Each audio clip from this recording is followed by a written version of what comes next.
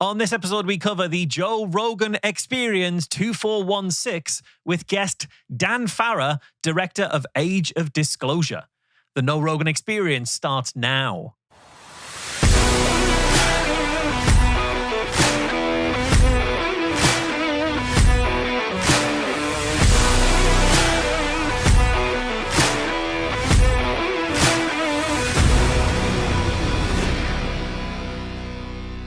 Welcome back to the show. This is a show where two podcasters with 184 hours of Rogan experience get to know Joe Rogan. It's a show for those who are curious about Joe Rogan, his guests, and their claims, as well as just anybody who wants to understand Joe's ever-growing media influence. I'm Michael Marshall. I'm joined by Cecil Cicerello. Today, we're going to be covering Joe's November 2025 interview with Dan Farah. So, Cecil, how did Joe introduce Dan in the show notes? Dan Farah is the director and producer of Age of Disclosure, a documentary revealing 80-year-old global cover-up of the existence of non-human intelligent life and the secret war among major nations to reverse engineer technology, advanced technology, of non-human origin. See it now in select theaters or streaming on Amazon Prime Video. That might be the longest introduction Joe's ever given a guest in his show really notes. Long. That's like it's 4 very lines. Long. Yeah. Is there anything else we should know about Dan Farah? I did tried to do some searchings. So I know he produced Ready Player One and some other television series. He produced another documentary called in 2020 called The Phenomenon, which is an alien type thing. And that's pretty much every news story I could find about him is just some kind of reference to the movie that he just released now. And I even found an interview where he says that this film is the reason that the Epstein files were released because the national conversation that it started on disclosure. So he even was able to wrap in. Someone asked him about the Epstein files release, and he was like, yeah, it's because of my movies. Wow. That is incredible. So I'll link that in the show notes if you want to see it. It's literally the first maybe minute of the interview. So you don't have to watch the whole interview, but it's like a first minute of the interview. He basically was like, yeah, it's because of my movie. Yeah, I'm pretty sure the Age of Disclosure is one of the subject titles of an email in which all the recipients in the Epstein files are redacted. It definitely is. So what did they talk about in this interview? They talked about aliens, alien technology, and how we've had a bunch of secret programs in place to back engineer technology that was given to us without like a really good user guide. He spends much of the episode trying to convince everyone that this is all happening behind the scenes because he knows a guy who said it's actually very, very real. Yeah, there is a lot of chains of guys who knows guys in this interview. That does come up a lot. Our main event is obviously going to be all about UFOs and disclosure. But before we get to that, we do want to give a huge thanks to our very appropriately titled Area 51 All Access Pass patrons this week. Those are Megan Bray, Left Hand Voodoo, Billionaire Oligarchs, Lucy Cortez, Ramtam Tickler, Morgan Gordon, Stargazer 97, Scott Laird, Carissa Gunderson, Darlene, Matthew Cutler, autistic Twitch streamer, Stoned Banana, Angie Mackey, Laura Williams, no, not that one, the other one, Cindy Lynch, yes, that's Cindy Lynch, Chunky Car in Chicago has Claws Out, Blue Ridge True Crime Podcast, Marsh in the Epstein Files, Color Me Gobsmacked, oh wow, I can't say that name on our show, Fred R. Gruthius, Dr. Andrew Gibson, the online physics tutor, and Don't Thank Me, your show is just worth investment. They all subscribe to patreon.com/No Rogan. You can do that too. All of our patrons get early access to each of our episodes. You also get a special Patreon-only bonus segment every single week. This week, we're going to ask, how likely is it that Hal Puthoff could be wrong about two different things? We are going to answer that question, so you can check that out at patreon.com/No Rogan. And now it's time for our main event.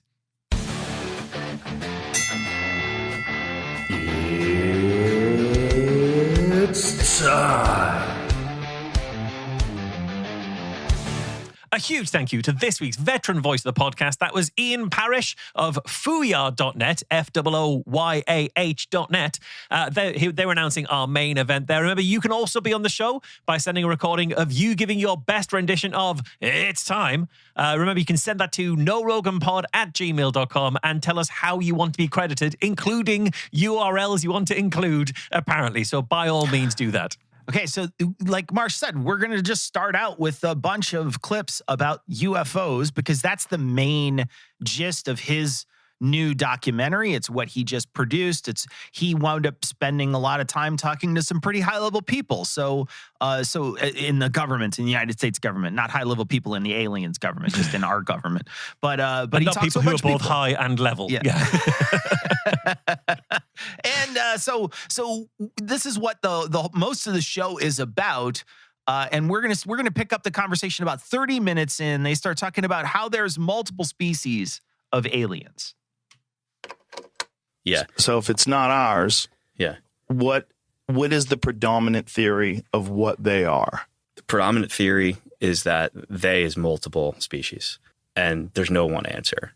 Everyone I talk to who has real visibility to the crash retrieval program says the non-human bodies that have been recovered in some of these crafts all look different. There are multiple species. The universe is full of life. How many different species? I've heard of at least 4 body types that were recovered. So all I've heard of is the Greys, which is like the Close Encounters of the Third Kind ones, the Nordics, which is also known as like the tall whites, right? Is that the same thing? I've heard people say it. And then there is the reptilians. People talk about reptilians being the scariest one. No one's ever used that word with me, to be honest. Really? Yeah. And then there's mantis. There's ones that are like insect-like. I've heard people say that, yeah. I haven't heard of any more than that. Yeah. Well, I've also heard multiple military people talk about little beings that almost look like ET, little bots that don't seem sentient, that seem like they're almost like Like a robot? yeah, like a robot almost. Yeah, Some artificial creation? maybe. Yeah. Maybe. So yeah, he's right that there are lots of different looking aliens all suggested, and that we've completely lost you on this, haven't we? You've enjoyed that way too much. I can't do this. What is happening? This guy is starting. We're taking this seriously. We are responsible. God. We're responsible I'm podcasters. crying right now. Oh, Okay. God, you just heard that, guys. Talking about little ET robot. Just little ET robot guys. That's all right. Look, I'm going to take this at face value. I can be mature about this. I'm going to take Marsh, this at face you are value. the straight man of the show. Go for it, buddy. I'm going to be the straight man. So, like, the thing is, he's saying that there are lots of different looking aliens that have been suggested, and how they have, little overlap. But that's either because we're being visited by multiple different species, or by no species, and that's why there's not a great deal of consistency between the reports of aliens. So, like, which is it? Because I would argue it is. If it is unlikely that we are being visited by one species, it is orders of magnitude more unlikely that it is multiple different species who all decided to start converging here on Earth.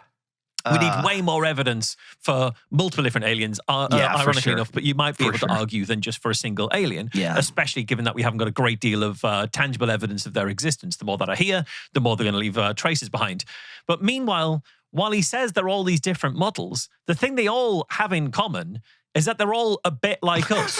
It's us but taller, or us but shorter, or us but a different color, or us but a bit like also something else we've seen on Earth. And that itself is a good indication that these are products of our not great imagination. Yeah. Because nature and infinite random chance are way more imaginative than we are.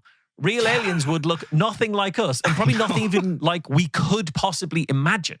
I know. It's like these are insect people or white people or gray short people or reptile people. It's like, notice the thing that's in common here? Yeah. They all look like people, man. There's no like floating blob or robot from Interstellar or something that looks totally different. It literally just looks like something from Star Trek, some popular media that we have. Yeah, and I don't particularly love how quickly Joe starts like listing and ranking the races there as well. That feels like practice from the people being talking to recently to start to rub off on him. It's like a matter of time before he's arguing how the little short aliens are being bussed in by the Democrats in order to switch the congressional districting.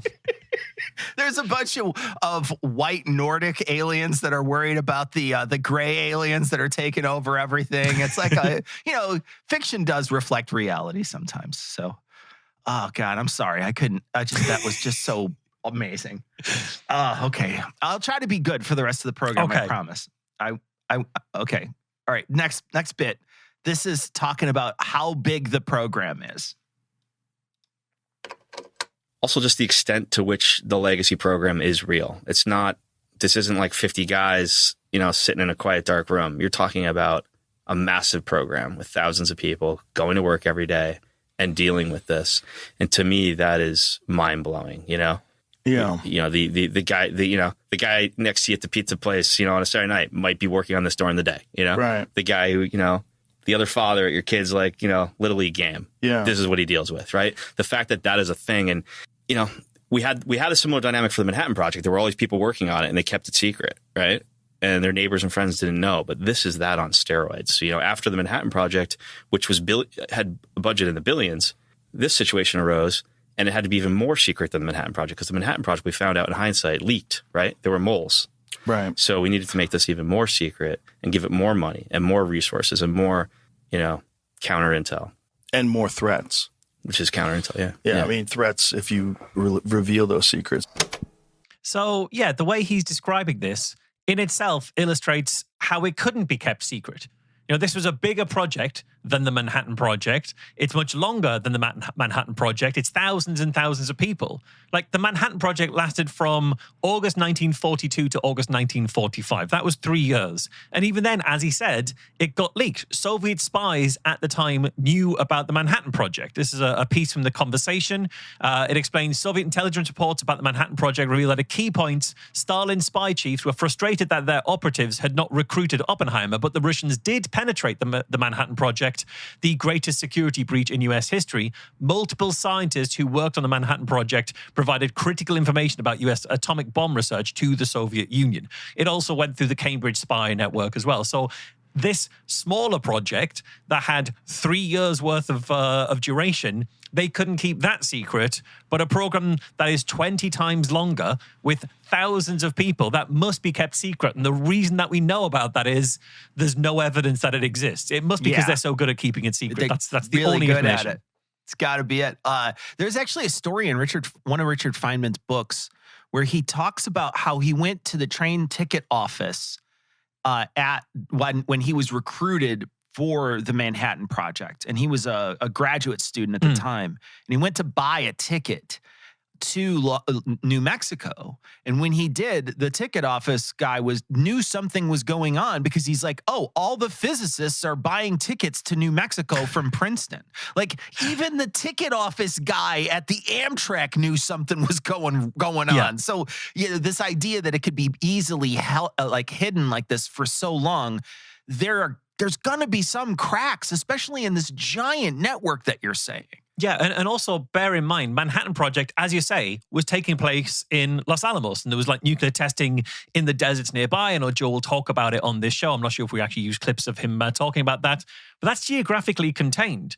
What they're talking about in terms of disclosure is alien visitation to Earth. Now, there's no reason why the aliens would visit, for example, New Mexico and nowhere else. So you haven't even got the privilege of geographic containment. Right. The aliens could be appearing anywhere. They'll talk about UFO reports in the UK. They'll talk about some of those. So you have no ability to keep the lid on this when the very thing that you're studying isn't going to play ball with your secrecy.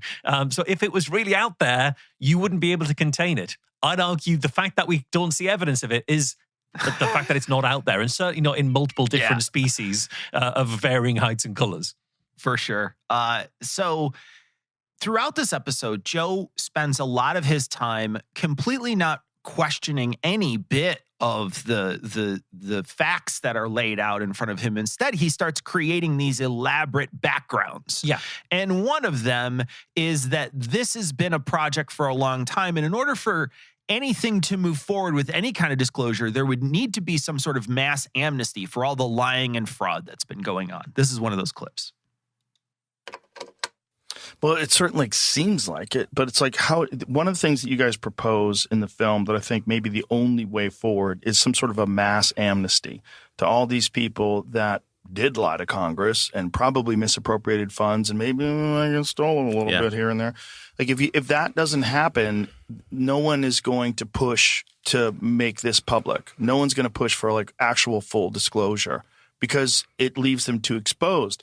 And if they do have the kind of power that they must have to be running an organization of thousands of people working on something with unbelievable amounts of money being transferred to these programs, they don't want to let that go. Yeah. Like this is like, it's a honeypot that they're drawing from, right? And they're probably still taking too much, or there's no oversight. You're still lying to Congress. And you'd have to have some national security amnesty program saying, look, in the interest of national security, it's critically important that we get all of our best people working on this.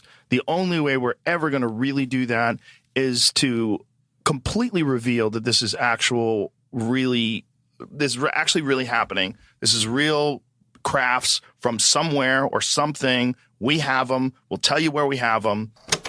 So what I think is interesting here is let's just look at how far into this story that we are. Because it's not just that is there evidence of these crafts? Have we got good evidence that aliens are visiting us? Could you show us that evidence? Could we talk about that? We're now past that point with Joe, who was obviously past that point to begin with. This was an open door coming in. He didn't have to have the conversation being sold on aliens. But we're past that into, well, given that this is true, there must be a huge budget into the research of it. And given that budget has to be subject to all manner of fraud and theft. If a budget's that big and it's secretive, that must mean there's loads of fraud and theft going on, and therefore it is part of national security. It's part of a national security threat to expose this, because you'd find out about all that fraud and all that theft. And so he's like layering in different levels of this story here, and all of that is just based on the evidence that there is a lack of evidence for this. Like, they won't tell us about this, because if they tell us about this, we'll be asking about the fraud and the theft, about the massive budget that they must have to make a thing like this as secret as it's been for as long as it's been. That's convenient for sure to try to hide it for everybody else. Even in Joe's fantasies, he has to carry water for Elon Musk, and he has to mention waste, fraud, and abuse. No matter what. And almost everything that he talks about the government now, there's always fraud. There's always something there that's fraudulent. Hey, since we mentioned Elon, let's talk a little bit about Elon. They do bring Elon up on this podcast, and here's that moment. Do you think Elon knows? Look, I've seen him obviously talk to you about it. I think he knows a lot. Yeah, me too. I don't think you get the contracts and the clearances you need to operate in space without some horse trading. Yeah, when I went to SpaceX, I'm like, motherfucker, you know everything. There's no way you're launching these fucking things into space without them keying you in on exactly what's going on. He's just sly about it. Well, He goes, well, if they are aliens, they're certainly all subtle. That's what he says. Like, are they really? I don't know, man. I think it's impossible to operate in space like he does and not be aware of everything. And also at the level he operates clearance-wise. I held a secret screening at the National Space Symposium earlier this year, which is the Super Bowl of the space industry. It's like 60 people, heavy hitters from the space industry. We didn't promote it or publicize it at all, but there were a dozen guys from SpaceX there, and they all seem very aware of everything revealed in the film. Yeah, I'm positive. Yeah, he's my friend, and he won't tell me.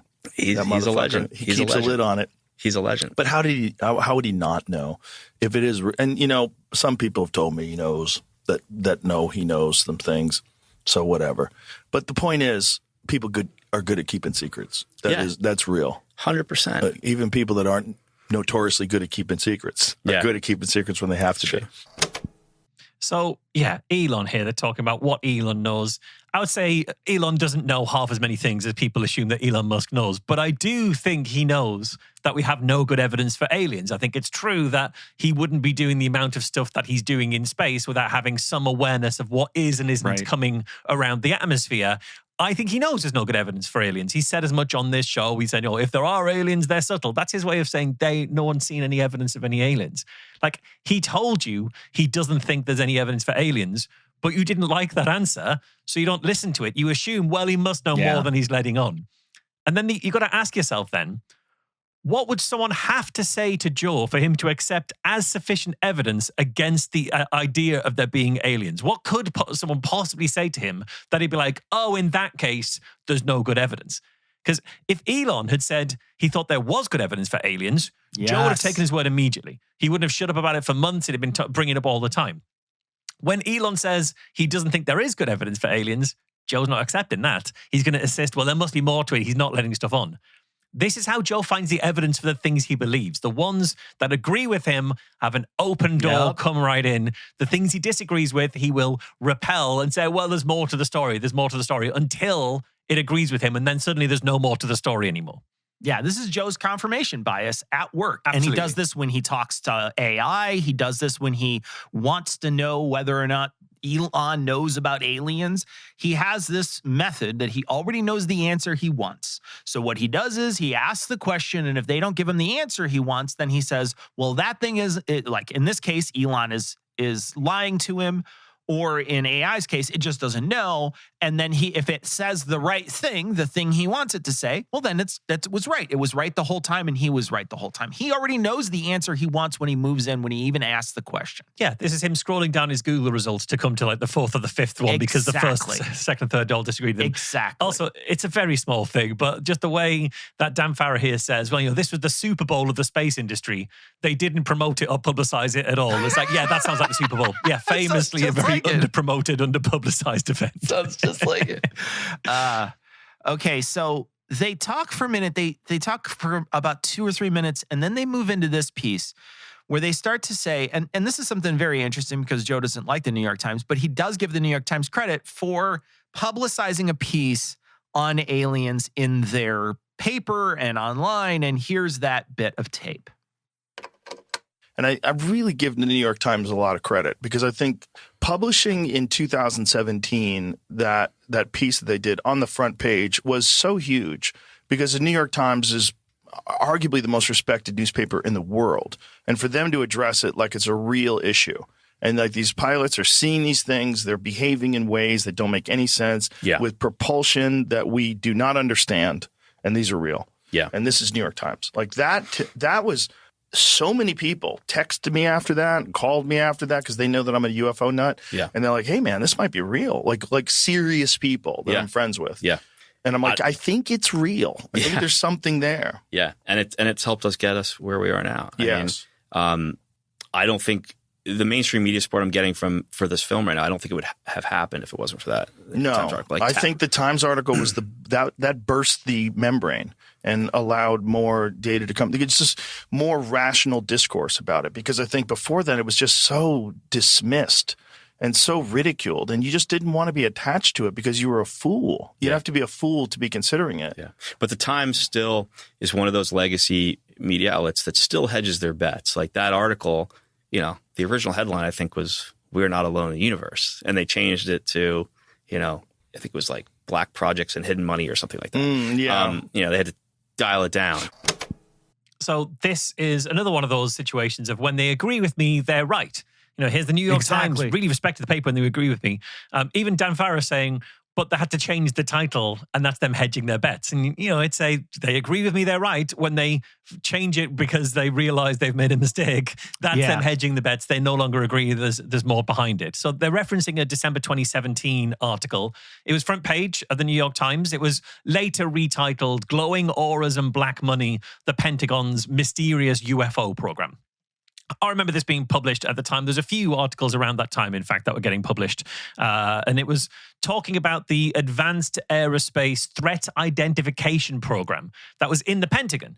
And it was run by, when you read the article, it's run by military intelligence officer Luis Elizondo. And it was financed, you find out, by billionaire Robert Bigelow, who is absolutely convinced that UFOs are real and who spent a lot of his money on that. Bigelow's also spent a lot of his money. I think he's related to the Skinwalker Ranch. I think he bought the Skinwalker Ranch. He spent a lot of his time trying to prove things like near-death experiences, stuff like that. So very much into the high weirdness side of of the parapsychological and sort of that area of psi phenomena, of paranormal phenomena. The article also included, the New York Times article included a video of an encounter that's like about a minute long, an encounter near San Diego. It's like from 2004, the encounter video that they've got. But mostly the article just discusses the fact that this office, the AATIP, existed and that it received funding. That is the majority of it. So look at this and look, who's going to be taking over it and where's the funding and how much money and all this kind of stuff. That's the majority of the focus of the article. There's a lot missing from the report. I would argue any evidence of aliens is missing from the report at all, other than this kind of grainy footage. As New York Magazine pointed out, the article's really short on specifics. That 2004 sighting, when you really watch it, it's basically a minute-long fuzzy dot with nothing around it that helps you gauge the size of this dot or the dimensions or its context. You kind of zoomed right in on something on a very low resolution picture from 2004. And because you can't see clouds or any buildings or any kind of landscape behind it, it's hard to really get a sense of how big is it, how fast is it moving, like what is it? All this kind of stuff is kind of missing because of the lack of context. It's only really particularly strange because it's embedded in the story about a UFO department. Otherwise, it'd be, here's this video of a thing, we can't quite make out what it was. Because you see it in the context of UFOs, you're assuming UFO at this point. It's also something that, as I say, it wasn't new. It had been around the internet for a long time by this point. So why was it front page material of the New York Times? Why was this story published at all? Well, according to New York Magazine, when Elizondo spoke to the Times, he left government and was promoting the launch of a new venture called To the Stars, Academy of Arts and Science, a website that's trying to crowdsource donations to study paranormal phenomena. This was an enterprise he set up with Tom DeLonge from Blink-182. The two of them put together this To the Stars Academy. So the reason this was front page isn't because they had good, solid evidence of aliens or any new encounters or even, high-level military kind of mandate to investigate this stuff. It's because he'd left that and was starting a private business where he was encouraging crowd donations. This is a PR job, essentially, to try and give himself some headlines and people donating to him. Blake Smith, Dr. Atlantis from Monster Talk podcast, he actually wrote about this for my magazine, The Skeptic. He pointed out the authors of that New York Times piece include Leslie Kean, who was heavily involved in the disclosure movement already at this point, who was associated with alien abduction documentaries and had been for some time. And one of the other authors was a guy called Ralph Blumenthal, who'd recently written a biography of an alien abduction researcher. So this is front page of the New York Times, but it's from authors, from journalists who spent a lot of their career on alien abduction stuff. So, of course, they're going to write about this in glowing alien abduction kind of ways. And again, it's worth pointing out, this government department about finding UFOs wasn't financed by the Pentagon's budget. It was financed through private donation from Robert Bigelow, who's an interested billionaire who has an ideological bent here, who happened to have a friend in the Senate in the shape of Senator Reid, who he made a donation to saying that the money has to go for this purpose. That is very, very different from a department funded by the Pentagon. And it's very different from a department like that has any evidence of aliens. So this is really just kind of spinning the flimsiest material into a story that when you really investigate it, it's essentially an advert for a guy who was once paid by a billionaire to look for aliens, didn't find any, left the government, and is now trying to do that on a crowdfunding platform or a crowdfunding business. Okay, so this next bit, they talk about how the spaceships and aliens and things like that might be able to move through any environment, and they call this transmedium. It also, these vehicles display the ability to be transmedium, so you could put a nuke through any environment. It's very scary. Well, so transmedium, does that mean, I know that it can go in the air and in the water, but does that mean it can go through actual physical objects? Yeah. So this is one of the things in one of the crazier Jacques Vallée stories that I've read a few of his books. And one of the more bizarre ones, this woman found this object on her property, some large property. Oh, I want to say it's Nevada. I forget where it was, California, Nevada. But anyway, this egg-shaped large object, and that as it took off, it flew through the trees. Yeah. She said it didn't disturb the trees; it just went right through them. Yeah. So that's, I mean, look, one of those, if you remember in the film, there's this great scene where Hal Puthoff and Eric Davis, who are two of the senior scientists involved with the government UAP programs, they break down how they figured out how these craft work and how they are warping space-time in a localized area. And they're basically creating a bubble that the craft operates in. And the bubble separates the craft from the environment around it. The environment becomes irrelevant. So it can move through physical space, could move from air to space to the water, frictionless. There's no splash. Like the environment outside the bubble is irrelevant. They're creating their own space-time, essentially. They're warping space-time and creating a bubble around the craft. And when you start to think about how that could be weaponized, it's really terrifying. And what is he saying that they're using? Like, how are they? He's saying that they're creating an immense amount of energy in this localized area to create the bubble. And there's two prevailing thoughts on how that energy is created. One is they're tapping into so-called zero-point energy, which has only been theorized at this point by humans, right? Or they're using quantum entanglement to pull energy from a far-off source to the local area, the bubble. Okay, so there is a lot to unpack here. We're going to come to the energy claims in just a moment, but first of all, this particular story that Joe is bringing up about the egg-shaped craft in either Nevada or California, I tried to look. I couldn't find this story where specifically it passes through trees without disturbing them. Now, I admit I didn't go away and read several Jacques Vallée books this week in order to find the exact source of this claim. What I did find is there was an egg-shaped claim in one of Vallée's reports in Nevada. It sounds a bit like the Trinity UFO, which is often described as avocado-shaped, which is kind of like egg-shaped. Sure, yeah. I couldn't find any evidence of that passing through trees without disturbing them. Maybe it's there. Maybe it was just sort of missed when I was went looking for it. But what I can say is we see these kind of reports more generally in UFOs. If we're not looking at a specific case, if we look at them kind of a bit more widely, we see reports of people saying, well, I saw it and it was able to pass through this. It didn't affect the stuff around it. And a lot of that is often because when you see something move through what looks like another solid object, it might just be it didn't and you were mistaken. But you didn't have the context around it. You were misjudging how far away it was. So it wasn't passing through them. It was passing in front of them, but it was much smaller than you thought. Or it could have been bigger and further away, but the way that the light was working, it just looked like it was kind of passing through, but wasn't. It's a bit like, for example, a laser pointer with my cat. If I got a laser pointer on my cat and I sort of wish it around the room, I can make it look like it phased through the leg of the table because I'm pointing it at the ground in front of the table and then the ground behind the table. And as far as the cat's aware, well, it went from there to there. It must be a real thing. It can't envisage, it can't comprehend that it's a laser. So how did this thing move from there to there when there's a solid thing in the way? It must have phased through it, is what a cat might think because it's not aware of the reality of what it's looking at. So it might well be it's not phasing through stuff. The thing is just not what you thought it was.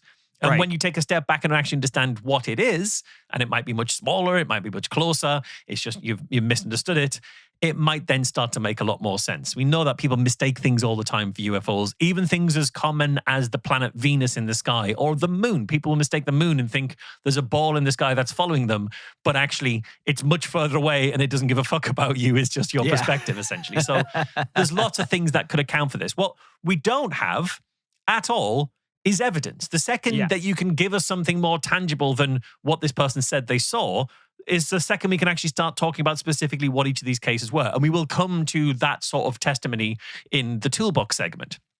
When we don't have any of the evidence for that, what we're doing here, what we can see these guys doing, is just speculating about a realm of completely unknown physics to explain the thing this person says they saw it do. Rather than confronting the possibility maybe they were wrong about, mistaken about what they saw. So before we start to step into these speculative things that break the laws of physics as we know it or require technology we've got no access to and can't even imagine, we should first check, is there a more mundane, prosaic explanation? Because so far, pretty much everything has turned out to just be that latter.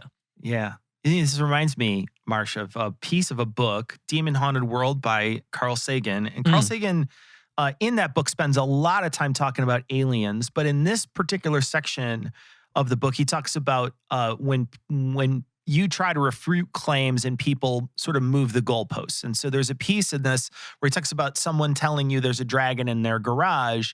And then you say, okay, well, let me put a list of tests together so we can test to see if that dragon exists, because they say it's an invisible dragon. And so you start to list all the things that would reveal the dragon, and they start saying, well, no, that wouldn't work because of this. So for instance, they would say, oh, well, you would say, well, we need a temperature. We'll just tell its temperature with this infrared thermometer. I'll point it in your garage and it will tell me exactly if the temperature is different in the middle of the room than it is on the side. And that would show that there's something in the center, like an invisible thing, like you suggest. They say, well, IR bounces off of it, so it won't work. Okay, well, let's throw some flour on the ground and we'll see if it steps in it. And then we'll know that it moved around because there's something on the ground. And they say, oh, no, it floats. I'm like, okay, well, will it disturb the flower at all? No, it floats, and it's magically floating. So it's not actually flapping its wings. It's sort of, so they'll keep sort of moving the goalpost so you never actually get it. And this to me strikes me as one of those moments, right?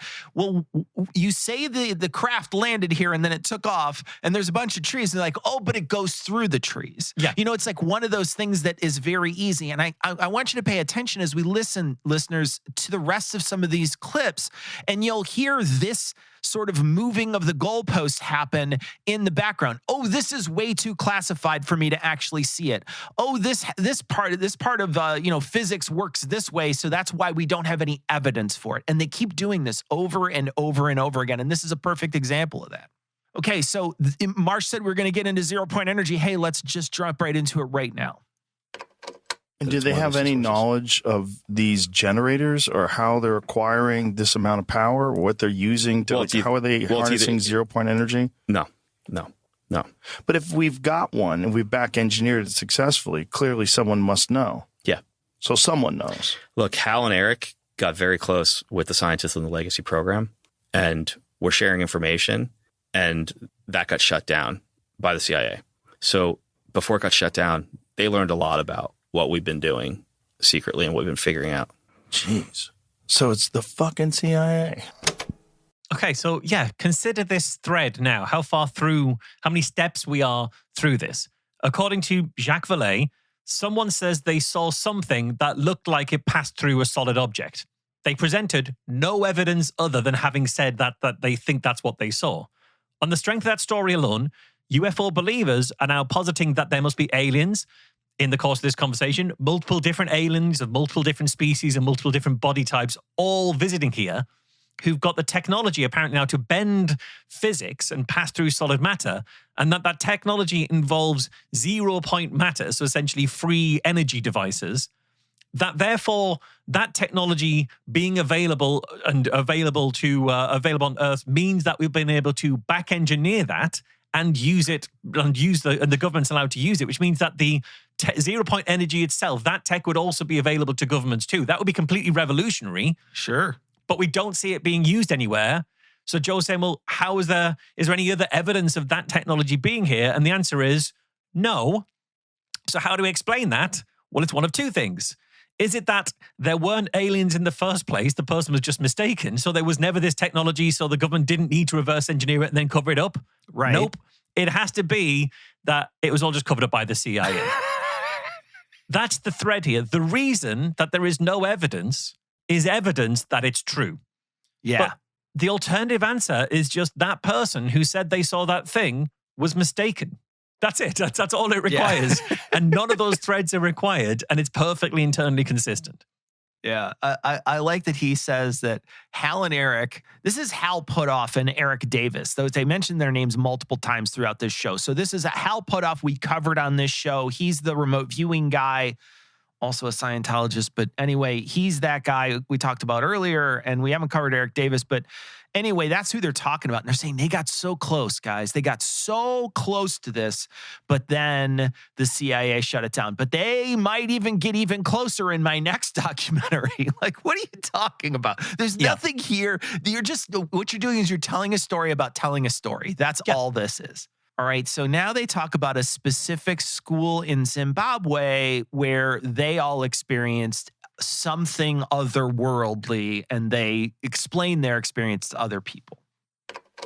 One of the coolest stories in that film was the Ariel School phenomenon story at the end. These kids in Zimbabwe at a school in I think it was 89 or 90, 91, something like that. Maybe it was 94. Around that time, these kids like between the ages of like 7 and 13 or something like that. They all saw this craft come down during their recess, and they all say they experienced the same thing. They all saw these beings that looked like they were moving in slow motion around the craft, and they saw this craft take off at thousands of miles an hour after. Years later, they're all saying the same thing. The stories didn't change. They didn't try to make money off this at all.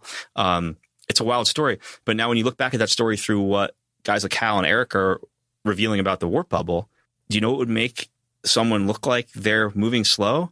If they were inside of a warp bubble next to the craft, where time and space is moving differently than outside the craft. That's literally what it would do.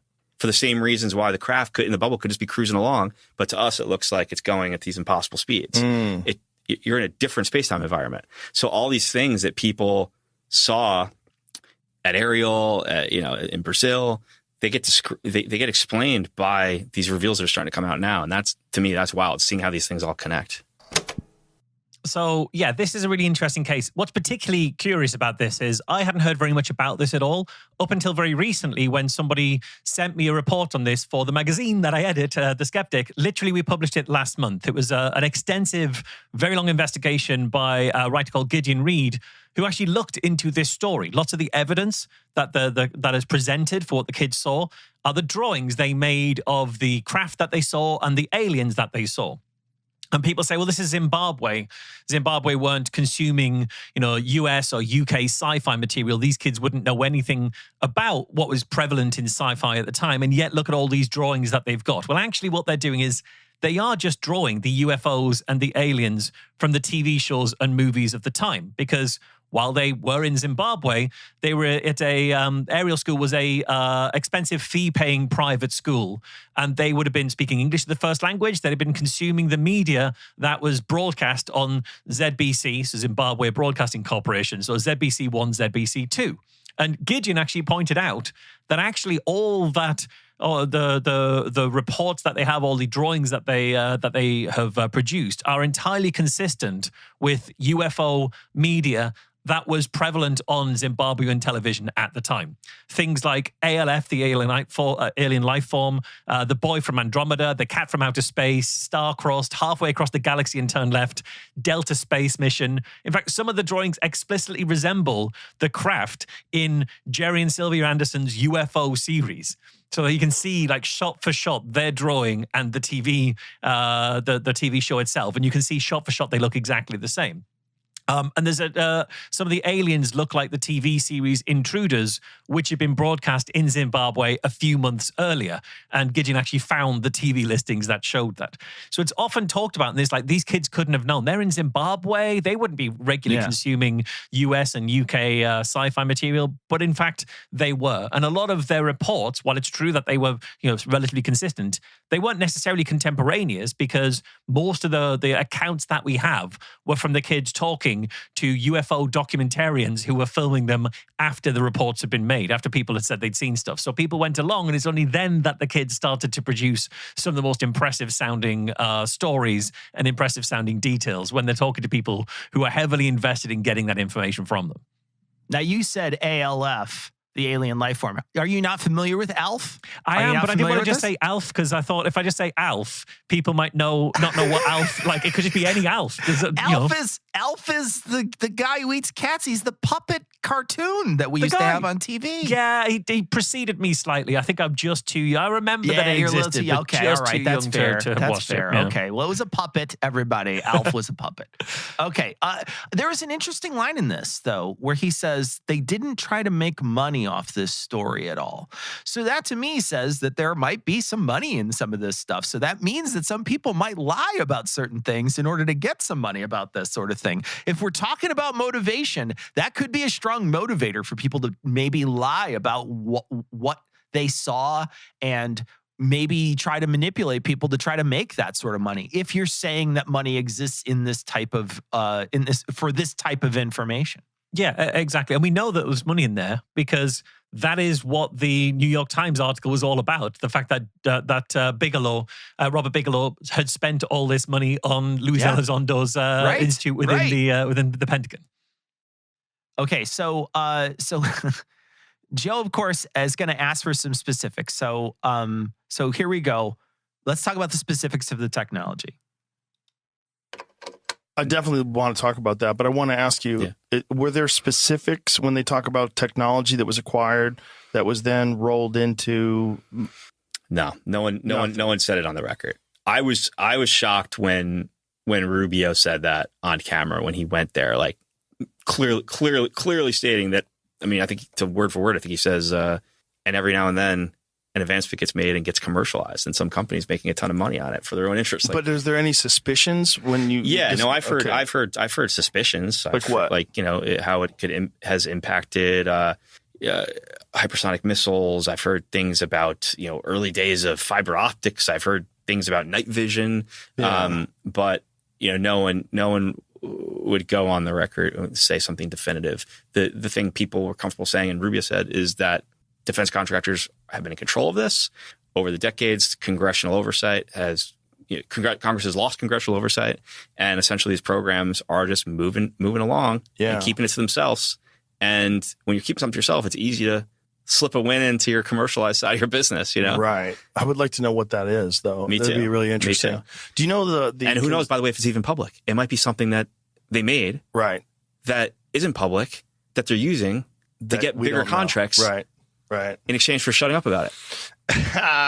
Right, of course. Why wouldn't you? Let's go deep. So, yeah, you've got lots of stories.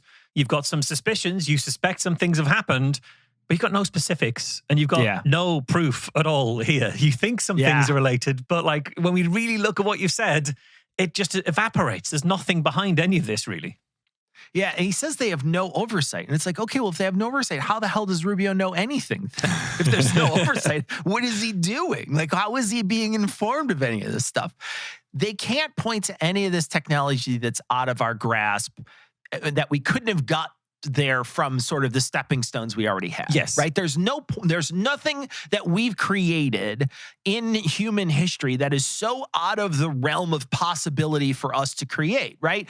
If we build a space elevator next week, I'll listen. Okay? If somehow we build a space elevator that is perfectly functional in like a week or 2 weeks or something crazy like that, fine, I'll listen. But if you're just like, yeah, you know, we invented fiber optic technology and that's just in line from regular copper wires, I'm going to curb my enthusiasm a little bit here. Yeah, if the next model of Tesla involves the ability to warp space-time so that everything around you looks slower and then you can pass through trees, then okay, I'm listening. But I just don't see that happening. My car starts running on 0-point energy instead of fuel. Great. Let's do that. Let's start having that conversation about how we couldn't have got there from here. Yeah. But everything so far, point me to this amazing leap forward. There just isn't one. Let's talk about some more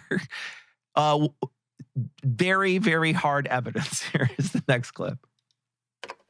Now, imagine new breakthroughs happen, and now this bubble gets created, and we start to figure out how to send things to places through these bubbles, and then we realize that what's happening in these bubbles is not what you see on the outside, that it's completely warping, which is also one of the weird questions, like, why are UFOs so blurry? Well, that answers that question because, you know, Hal says it. And I loved when he revealed this because, like, that just checks the box. It makes sense.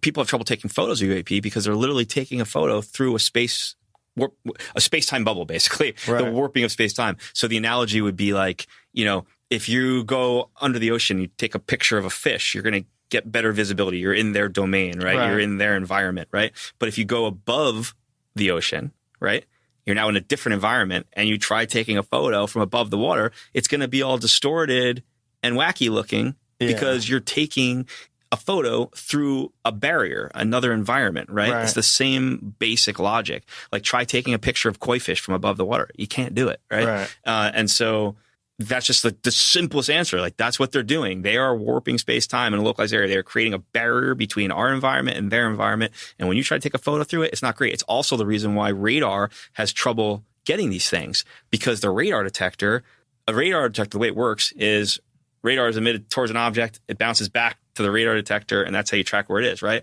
But the radar is just going around the bubble, and it's not going back to the radar detector because it's just going around the bubble.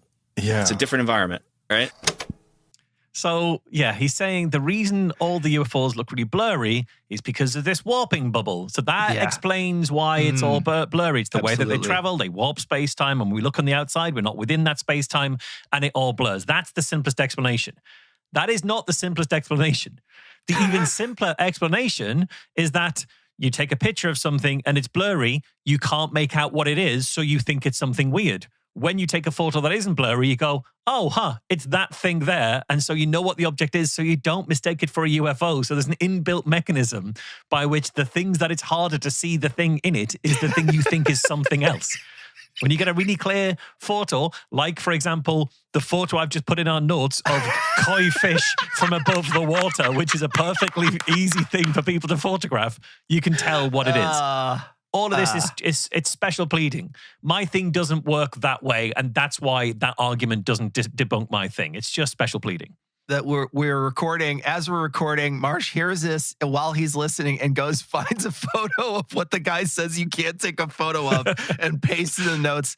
No notes, Marsh. Bravo. Well done. It's literally the image on Wikipedia for koi. Yeah. Okay, so what did I say earlier about the dragon in my garage, right? Yeah. If I sprinkle the flour on the ground, you can't see it because the way it's moving, it just doesn't disturb the flour. This is the exact same thing, right? You're just saying something over and over that changes and moves the goalpost. So there's no way for us to actually know whether or not the thing you're saying is true because you're now fudging whether or not we can actually see it. Well, if we can't see it, then it doesn't exist, man. That's all I'm saying. This is all super convenient. This is the last clip in our main event. And this clip is talking about the way different species have different technologies.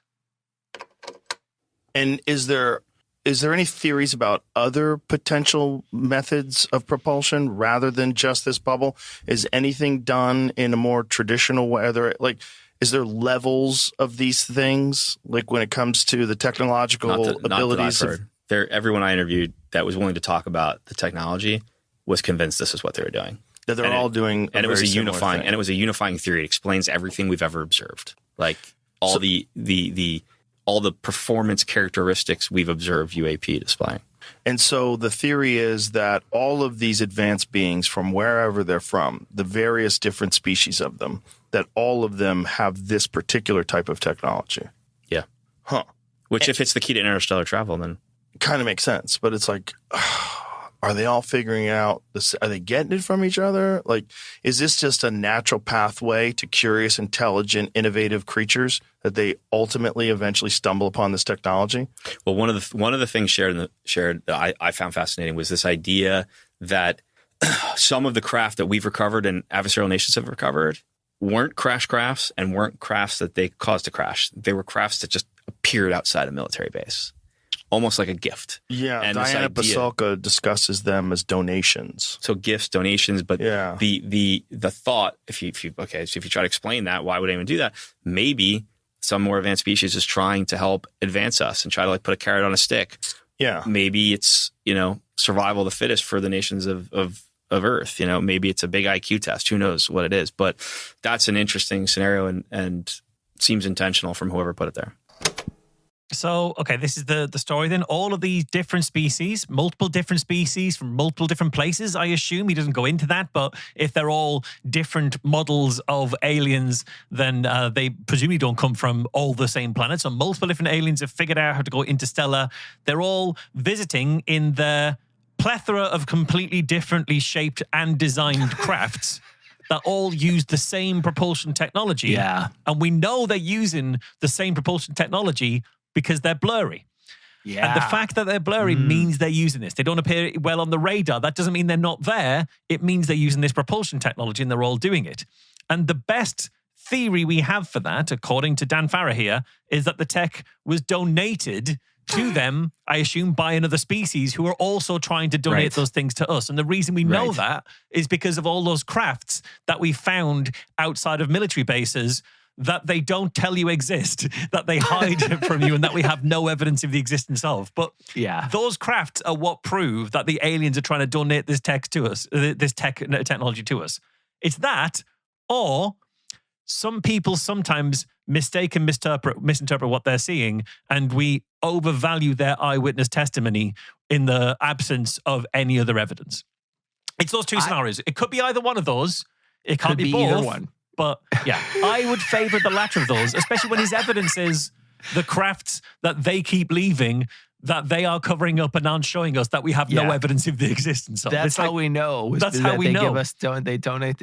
I just want somebody to make a 1-877 Spacecrafts for Kids donation song. That's what I want. I just want somebody to do that where they're talking about how you can donate your craft today. And if you donate it, the kids will get the money and you could tax, the aliens can write it off on their taxes. It's a whole thing. And it's really great. It's really just a good program. Yeah, the problem is all those aliens, they live in tax havens offshore, like really way far offshore. That's the problem. So far. It's so far. All right, we're going to move on to our toolbox.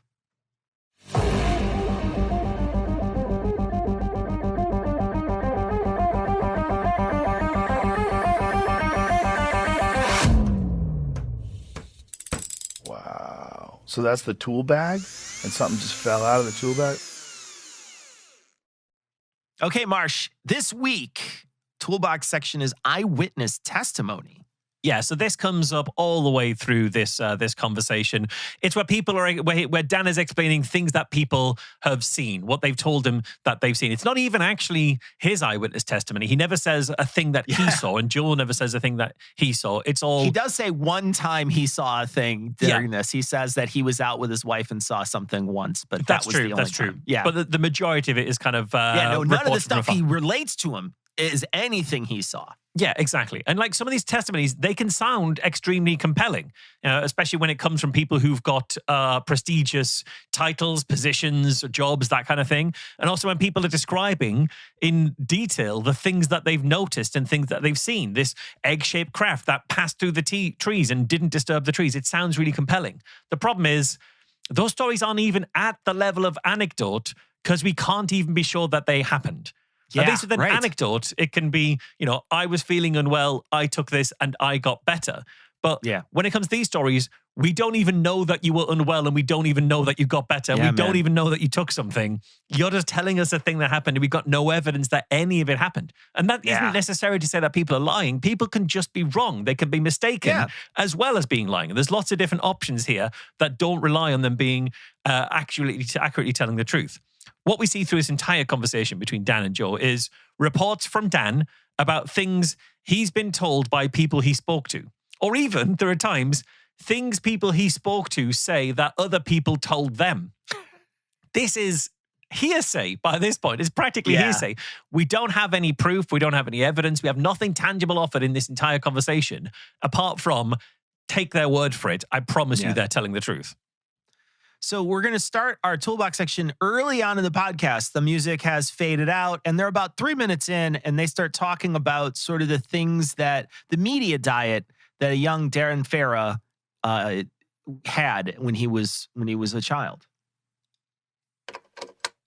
For me, look, my childhood was the 80s and early 90s. So I grew up on movies like E.T. and Close Encounters and TV shows like X-Files and movies like Fire in the Sky. Remember that movie? Oh, yeah. And I had Travis in here. Yeah, you did. I love that interview. Fantastic. That movie gave me nightmares. Crazy. Because kept me up as a kid. A couple of those guys on that crew hated him. Like one of them he got in a fist fight with that day. Yeah. And that guy had the exact same story that everybody else had. He got hit by a beam of light. They went back to get him. He was gone. Then 5 days later, he shows up. Yeah. He's not malnourished.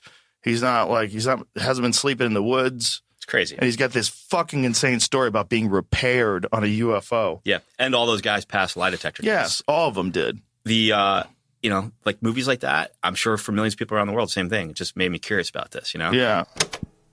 Yeah. So what he's got here is he's got a story. That's it. He's got a story and he's got the same media diet as those kids at that Zimbabwe school, essentially. Right. He watched the UFO shows. He watched the films and things. And he says, these people, these guys, they told us this thing happened. They told us they've been sleeping in the woods and all this kind of amazing stuff. And he passed lie detector tests. Well, the fact that they can pass a lie detector test means nothing. Even if a lie detector test worked, which it doesn't, what you still have is that they aren't lying about the story that they're telling. Sure. But that doesn't mean their story's true. It could just mean that they believe the thing that isn't true. Yeah. Do you remember the Anna Paulina Luna episode where she talked about the media diet she had, X-Files, all those types of things that he lists here. And also, listen, he doesn't really stray very much from those mythologies when he talks about these sorts of things. The aliens sound a lot like the Close Encounter aliens that are in that movie. They sound a lot like some of the other aliens that are in those TV shows. The X-Files had, some of these alien type things that they're mentioning. So that doesn't fall very far from these fictional trees that he grew up on, and he just thinks that those types of things are real. Well, maybe they're just fiction. That's also possible too. Next bit is about misinformation. Here's the fear that everyone has, including myself. And it is the way, this is the main fear that I have whenever I sit down with any whistleblower. How many of them are on purpose, that their directive, that their objective is to spread misinformation on purpose on behalf of the government, that they're there to just bullshit you? Yeah, no, of course I had that thought. But for me, I stopped worrying about that when I met one intelligence official, government official, military official after another, who had completely different ideological views, different political beliefs. They weren't associated with each other, and they were all saying the same thing. Mm-hmm. And so I just don't – the alternative to everything these people are saying in my film being true is that 34 people of different political parties, different government groups with different aspirations all got together 4 years ago and decided to tell this elaborate lie randomly with me in a movie. Mm-hmm. And for what end? It doesn't make any sense. There's a couple ends, right?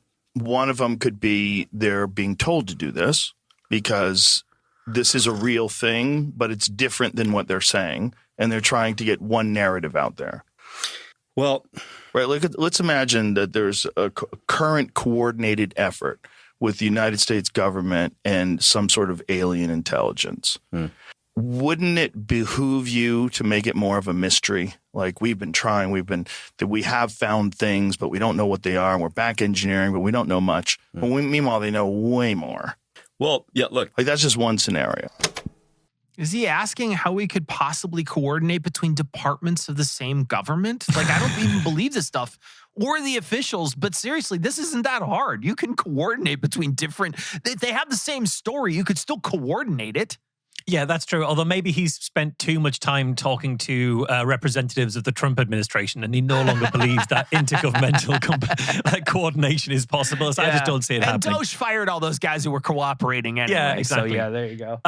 Dan is making out, he said, I'm talking to 34 different people who are all telling the same story. I'd argue they're not all telling the same story. They're telling their part of a story that you think is the same story. He's making it sound like they all totally agree, like they all saw the same thing. They're all talking about the details of the same thing. But if you talk to 5 different people who had 5 different UFO encounters, they aren't telling the same story. They're telling 5 different stories that you're bringing together into one narrative. They're still just 5 different testimonies. It's not like 5 perspectives on the same object in the sky. And Joe says the fear here is that the legitimate stuff will be polluted by misinformation from people who are trying to hide the reality. Well, that fear goes away the second your evidence is more than a person said a thing. Yeah. Because once you have anything more concrete than that, it's really hard to say, oh, that's not that actually. You can't dismiss it. But when it's just personal testimony, then yeah, another personal testimony is enough to disabuse you of that. This next clip's about what they can and can't disclose. Like, I think I really felt it. These people all felt like the public needed to know the base facts that they could lawfully disclose. And to me, the more wild thing is if what they reveal in this film, the fact that there's been an 80-year cover-up of non-human intelligent life, that we're in a secret high-stakes race with adversarial nations, if that's what they can lawfully disclose, dude, what's on the other side of that line? Right. What's the stuff they can't disclose? Right. You know? Yeah. When you're talking to these people, how many of them have had personal experiences that they either can or cannot talk about? Or how many of them, has anyone had some sort of personal experience with either a craft or seen something? Yeah. Yeah. So that they couldn't talk about? There were some scenarios that they couldn't talk about, and then there were some scenarios they could talk about. But yes, Jay Stratton, for example, who ran the U.S. government's UAP task force. He was the director of the UAP task force. He co-founded OSAP with Jim Lukatsky, which grew into ATIP. He has seen with his own eyes non-human craft and non-human beings. Some situations that he can't talk about, some situations that he can. And I know he intends to talk about those in the very near future. Yeah, I've talked to him. So is that the only one that saw a non-human being that you talked to? No. Talked to a couple people who have. And were they similar stories? They were similar stories. So, yeah, this guy says he saw it with his own eyes. So we'll take his word for it because he says he saw it with his own eyes, a.k.a. the Kaiser Soze rule from Usual Suspects. He told me all this happened. I've got to believe him because he saw it with his own eyes. Yeah. It sounds like even Joe doesn't fully believe that because when Dan is saying like, oh, yeah, Jay Stratton said all of these things, Joe's like, yeah, I talked to him. But not like, oh, I talked to him and this stuff was really right. Like, yeah, I talked to him. Like, it'd be interesting to know what that was like. And the point is here is like, look at all this that they can disclose for us, that we are in this arms race to back engineer nuclear alien technology from non-human alien life that we've had for 80 years. That's the stuff they can disclose. What aren't they able to? Well, like, the thing is, this stuff isn't disclosing. They're just saying. It's not, there's a distinction between that. Like, if that's the crazy stuff they'll say, what aren't they able to say? Well, nothing. They can say what they like. Nothing stops them. Yeah, well, and he even says, like, at a certain point, he's like, well, they have some permissions to tell certain stories. It's like, well, if they have permissions to tell some of those stories, why can't they present any other kind of evidence other than their own personal testimony? You keep saying that this evidence exists. You keep saying you know a guy who saw a guy who said that this evidence exists. Okay, cool. I'm willing to, like, see it if you have it, but never is there a moment where they're like, the government has allowed this government official to talk about it, but they haven't allowed the disclosure of any of the other stuff that's there. Well, that other stuff is the most important part. His eyewitness testimony is the least important part of this equation. That has nothing to do with it. There's also like another piece of this, and we didn't cover it, but there's a piece where he talks about how these people feel when they talk about this, when they reveal to the producer of this documentary the story that they have to tell. It feels like a great weight was lifted off their shoulders. This one guy, it's so important to him that he has to leave his dying wife's deathbed in order to come and do the interview. And Dan Ferris like, well, I could just reschedule. He's like, nope, this is so important. I have to be here even though my wife is literally dying right now. I have to tell you this stuff. And this is all feeling stuff, right? He's giving you the feeling things you need to think so you know the importance of this. It's you're telling us that how they looked and how they felt when they told you this stuff to bolster whether or not this testimony is worthwhile. Yeah, I think that's true. And just going back to the stuff that they're allowed to talk about, the allowed just means not banned. Essentially, it doesn't mean that they've been given the government, rubber stamp of here are some documents to release. So essentially what they're saying is these people who have this story about what they think they've seen aren't being banned from saying that because of their job. And maybe that's because it isn't true, so it's not a threat to anything other than the credibility of that person. Yeah. So next clip is about the beings and their crafts. They described the beings looking, the reference point they gave me was very similar to the beings depicted in Close Encounters. That is the description they used. Yeah. In terms of the crafts, one of the interviews in the film that I'm really proud of, an Air Force security guard who worked at Vandenberg Air Force Base, who's never gone public, witnessed with his own eyes, along with 5 other security forces members, a giant UAP the size of a football field that came over Vandenberg Air Force Base, hovered over them, and then shot off at thousands of miles an hour. And he went on the record on camera. He's never talked about it publicly. He's never pursued press or, tried to do anything with this experience. Right. And he broke his silence in this film because he thought it was really important that the world know the truth. Did you ask him if there's any footage? I would imagine Vandenberg has some pretty tight security. Yeah, he thinks that there is security camera footage of this. But he's never seen it. He's never seen it, no. Good Lord, people. Him and 5 other guys saw it with their own eyes. They all reported it. There's official Air Force police blogger reports of it. I got a hold of the police report. We put it on screen in the film. So look, this time it's not just eyewitness testimony of what he saw. There's also footage that the eyewitness tells us exists but has never seen before. This is still eyewitness testimony. This is really still nothing is. more than that. Even if the official Air Force police blogger reported of it, I mean, let us see that blog. But do you know what I mean? This is still just eyewitness testimony. Even if you say there's footage, if you aren't showing us the footage, then why would we believe it exists just on the strength of the word? And I want to roll back to the very beginning of that clip. He says they describe beings looking like they were from Close Encounters, right? So that's what he says. And I looked this up to see when this event could have possibly taken place. So the incident there is a possibility that it happened in 1964, right? There's a possibility that because there was one supposed UFO incident at Vandenberg Base in 1964.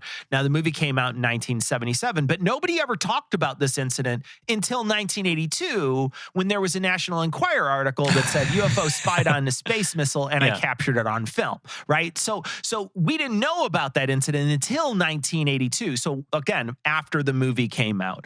And then there was one in 2003. And clearly those people could have seen that movie as well. And there would have been definitely some sort of video footage in 2003, especially at an Air Force base. But again, we don't get to see any of that. We get to know that it exists because the guy said it exists, but we've never seen it. And actually the guy says, I think it exists even. Yeah, so it's not even, yeah. it's even less than that. Okay, so does this technology exist? Well, that's the question they ask next. This technology exists. Private defense contractors have this technology. Elements of the government have this technology. You're convinced. Beyond convinced. And what do you think that technology consists of? I have been completely convinced by multiple members of the intelligence community, the military, senior leaders in government, people who are running the Senate Armed Services Committee, the Senate Intelligence Committee, someone who sits on the White House National Security Council, that our country has recovered dozens of crashed craft of non-human origin and done so since the 40s. And there has been success for reverse engineering elements of this technology. And the same thing has been happening in China and Russia. And it's a very real situation. It's a high stakes situation. It is referred to as the atomic race on steroids. And I am completely convinced of that. And the contractors the defense contractors that people like Jay Stratton and Lou Elizondo and people on the Senate Intel Committee have told me are involved are Lockheed Martin, Northrop Grumman, Raytheon, Battelle, big companies that have a lot of resources and are advancing this technology, but it's all so classified and so deeply hidden that it hinders progress. And the fear that if this technology got out, it'd be used by bad actors to create weapons of mass destruction has sort of prevented the scientific progress that could be better for mankind, that could be good for mankind. So what we have here is he's convinced. No, he's beyond convinced, Marsh. Beyond convinced. Yes, no, he is completely convinced is what we have. But that's all we have is how convinced he personally feels. Like, what we have, it isn't even personal testimony. It's personal testimony of how convincing other people's personal testimony was to this guy. Like, I heard their testimony and I was convinced by it. And now I'm testifying to you as to how convinced I was by their testimony. Yeah, he's using his own personal credulity as the level of whether or not this is a real thing. Yeah. He didn't even talk to these companies. He talked to someone who talked to these companies, right? So again, you're one step removed. You know, this is also a really convenient way to never release anything about this. It's really powerful. Could be used as a boon for mankind, but hey guys, it could also be used for evil. So we can't actually show it to you. It's like, it'd be like if that bit in Simpsons where Homer has a rock that can keep tigers away, but in this case, he can't even show you the rock that he has to keep the tigers away. Okay, now we're doing, Joe loves to talk about underwater UAPs, and this is a piece of that tape. And there's a ton of UAP activity in the ocean. Right. Which That's is something that Tim Burchett recently talked about. Did you see that? Yeah. I mean, I've talked off the record with admirals and sub-commanders and been told that these giant football-sized crafts that were seen over Vandenberg, for example, have been seen under the ocean. Whoa. Moving at crazy speeds, tracked by our subs. Yeah, they said there was one story of one that was the size of a football field that was going 500 knots. Yeah. Underwater with no ripples. Yeah. So it starts to make you think, like, not only was Spielberg tipped off early on, but maybe James Cameron was too. Maybe the abyss is a lot closer to reality than we ever thought. Well, there was always stories about things coming from the ocean, and there was always stories of people that lived in like the Pacific, like on the coast, of seeing things come out of the ocean, particularly somewhere around San Diego. There's always stories around San Diego. There's a hot spot there, yeah. Congressman Carson, Andre Carson, who's on the House Intelligence Committee and on the House Committee for the CIA, he goes on the record in the film saying that these UAP that come out of the ocean are otherworldly things. He says they are not man-made aircraft. They are not rockets. These are otherworldly things, he says. And that was a significant moment for me when he went on the record and said that. So, yeah, again, you can hear the testimony in here. There's a point he says, they said there was one story of one that was the size of a football field. So the people he talked to off the record told him about a story they had heard about. And now he's telling Joe Rogan that. Like, this is personal testimony cubed at this point. This is so far from things. Yeah, I talked to someone off the record. Cool, that's literally nothing. I just want you to know that is nothing. Yeah. That is literally nothing. Underwater at 500 knots is almost 600 miles an hour.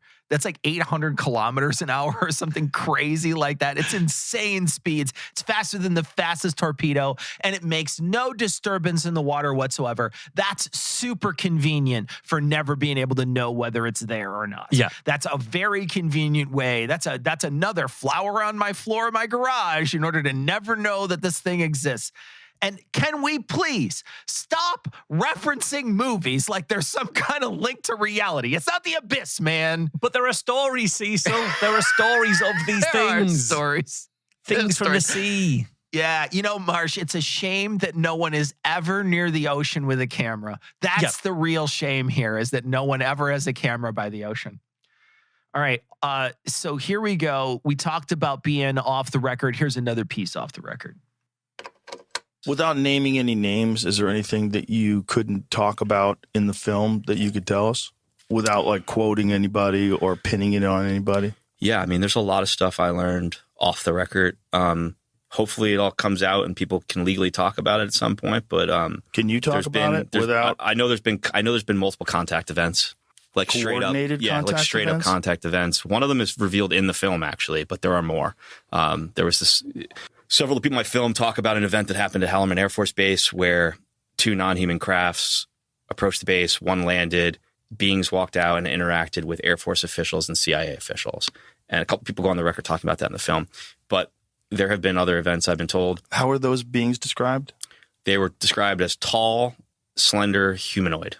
And the another thing that I heard that gave me chills was that someone involved with a recovery interacted with a non-human being that was dying and heard thoughts in his head that said, "You humans don't know your full potential." And that was said to me by a very senior, older guy from the intelligence community. And I thought that was pretty incredible. So, yeah, it's incredible. It sounds like evidence, but it's still just, here's the thing someone told me. There's nothing more than that. There's no effort to even corroborate this with anything further. But he was a senior guy, a very senior guy. So it has to be something. This alien is telling you the same thing Deepak Chopra's telling you. Yeah. So it's got to be true, guys. Okay, this next clip's about freaking out. And I think right now, people wouldn't even freak out, because I would think that people would freak out if there was some sort of official narrative of disclosure. But that's sort of been breached, right? The New York Times breached that in 2017. I think this film is that. I mean, this is 34 credible people putting their reputation and name on the line, which I honestly, Joe, I think it's stronger evidence than any video or photo.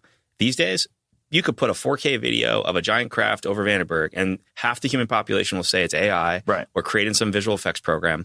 But someone of note putting their name and reputation on the line, their career on the line, the rest of their lives on the line, to say, this is what I know to be true. To me, that's the greatest evidence that exists. But that's bad evidence. That is bad evidence when someone says, I know this to be true. That's bad evidence. Yeah. Like, if he thinks it's that easy to fake footage of a UFO, consider how easy it is to fake a personal story about having seen a UFO. Right? At least one of those requires some working knowledge of how VFX software exists or being able to type the right thing into an AI. Yeah, exactly. Look, I've seen a UFO. I saw it last Tuesday. It was really big and it flew away. There, I just faked a personal testimony of a UFO. That is less credible evidence than if you had a 4K video footage of a giant craft. Also, why one video? Why one? How many times these days are you in a situation where you are the only one who could possibly see and film a large craft in the sky? Yeah. If there was something above my house right now, there would be 300 people able to film it instantly. Yeah, yeah. That's something that they never address, is that it seems to only appear to like one person, and it's the size of a football field, man. What are you talking about? Also, it's been for about 15 years. We're talking about like 3/4 of the planet has had a cell phone on them. Why is it that I get fed a constant stream of people having meltdowns on airplanes, but I can, or some guy in a remote city making street food, but I can never get a clear UFO image? Yeah, I get those other two things in my feed constantly. I never see one real good UFO sighting. Especially when, as they've said, there are multiple, in their worldview, there are multiple different species that are visiting us. So, okay, I can imagine one might be a fairly like shy species who hangs around very underpopulated areas because they don't like being looked at too much. But it seems unlikely that every single species that visits us always happens to visit to really like underpopulated places. None of them have ever stumbled onto New York by mistake. Exactly. So the next clip is about the Trump administration. Right. Well, there were some people that tried to find information out in the beginning of the Trump administration. Who was it? There was someone that talked about it on record and said he was told at every turn that you don't have the clearance. Yeah. But here's the thing. Trump actually found out about the base facts in his last presidency and was contemplating stepping to the microphone then. What base facts? So Jay Stratton, who, ran the task force, he says on camera in my film that he briefed that Mnuchin, the Secretary of Treasury, asked for a briefing on the lay of the land because Trump asked him to get the briefing, and Trump had already known that the base facts that we're not alone in the universe, that there's been recovery of crashed craft. Right? He knew those base facts, and he told Mnuchin that he was thinking about going public. And so Mnuchin reached out to Stratton to get a briefing, and he told Stratton that the reason he wanted the briefing is because he needed to be able to evaluate what the impact would be to the economy if the president decided to step to the mic and tell the world we're not alone. Stratton tells the story on camera in the film, and I've heard a lot more about it off camera. So we know Trump contemplated doing this already. Now I think the release of this film and Rubio's involvement puts enough on the table that it makes it easier for him to do. Okay, so this does sound like evidence that Trump has had all these conversations with seniors in his officials, seniors in his administration, that he knows about this stuff and he's talking about the strategy of how to release it.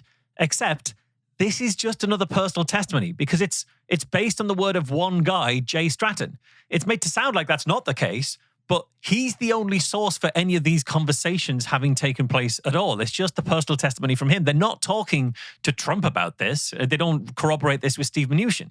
It involves Stratton talking to Mnuchin, Mnuchin talking to Trump, and then Mnuchin relaying to Stratton what Trump had said about all of this, and Stratton reporting this to Dan Farah. Yeah. But it's all just relying on Jay Stratton having told all this stuff truthfully and accurately. And maybe he's not accurate about that. Maybe he's mistaken about that. There's lots of things that could mean that this isn't strong evidence.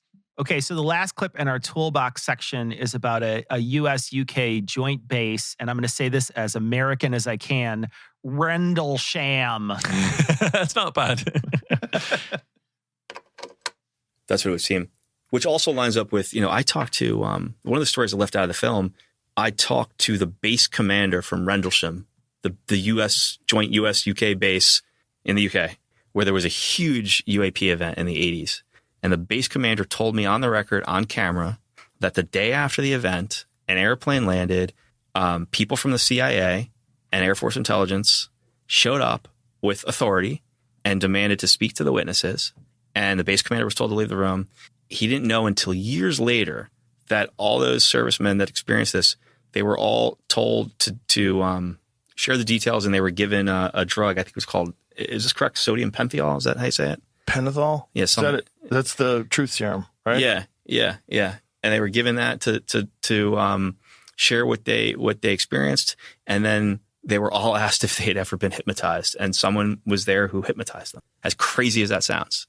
Wow. This is the base commander telling me this on camera to my face. Well, he also said they took away something in crates the next day on this airplane, and he never got clarity on what it was. And the third thing that he revealed that I don't think anyone's ever talked about with Rendlesham is he revealed that the day after the event, he went and he talked to the people in the communications room, the old school like wires in the wall and stuff. Mm-hmm. And the head of the communications on the base told him that the entire night of the event, while he was out in the woods dealing with the event, the whole base was on communication lockdown. All lines were shut down except the direct line between the base and the White House, which it's called, I believe, I don't want to mess this up, but I believe it's called flash override, which is only used for nuclear war or imminent threat of nuclear war. So like the most extreme circumstances where you need a direct line between the base and the president. Whoa. Yeah.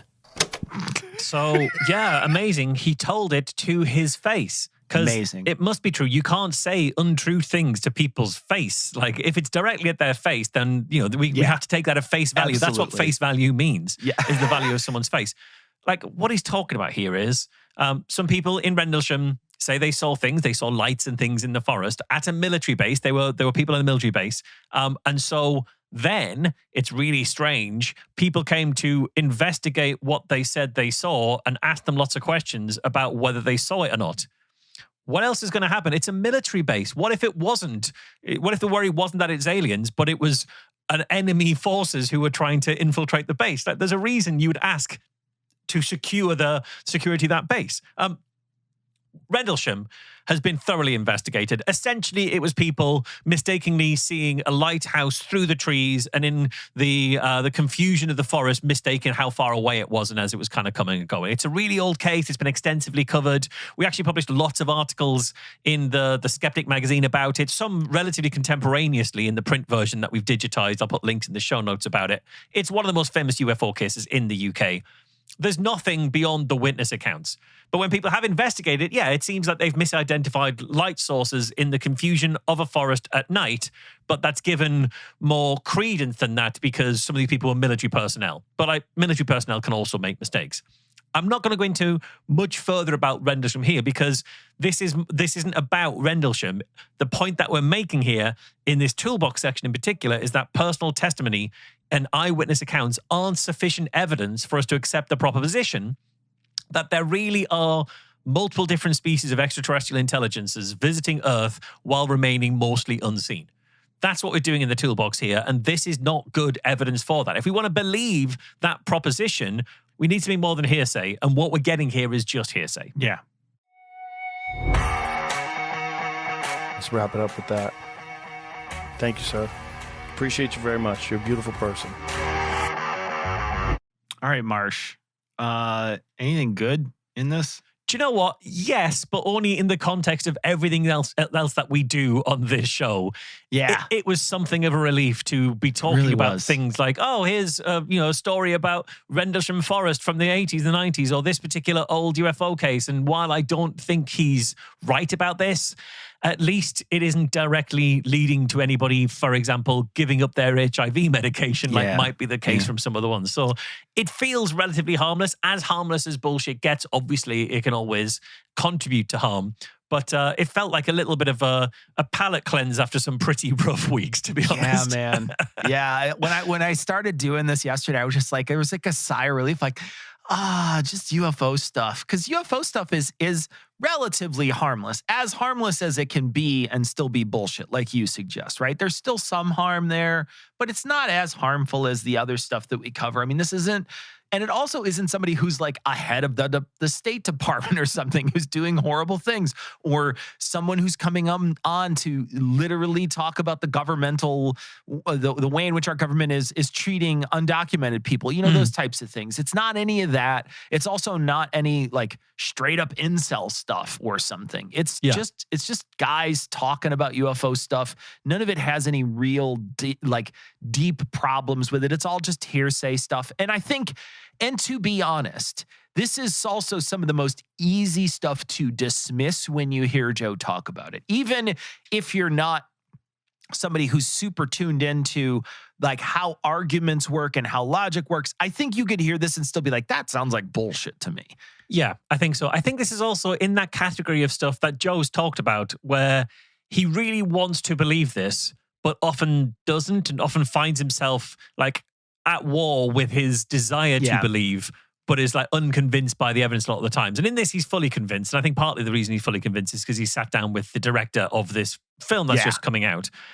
There's other times that he'll be more equivocal about what he'll say, like, oh, I'm so pulled in that I want to believe it. And he I think at times is capable of realizing that his inclinations towards wanting to believe make him an unreliable assessor of the strength of evidence. Not in this interview, but more generally. So like this is in that kind of thing. He doesn't have that when he's talking about vaccines. He doesn't have that when he's talking about HIV, because he sort of doesn't have pre-existing inclinations that pre-existed his radicalization during COVID. Yeah.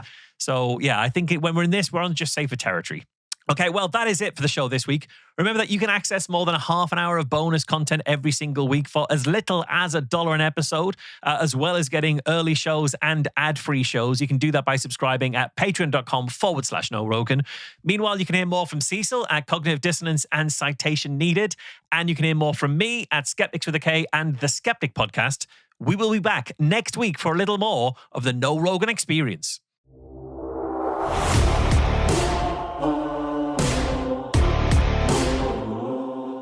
If you love the show, please rate and share it. If you want to get in touch with us, become a patron, or check out the show notes, go to NoRogan.com. KNOWROGAN.com.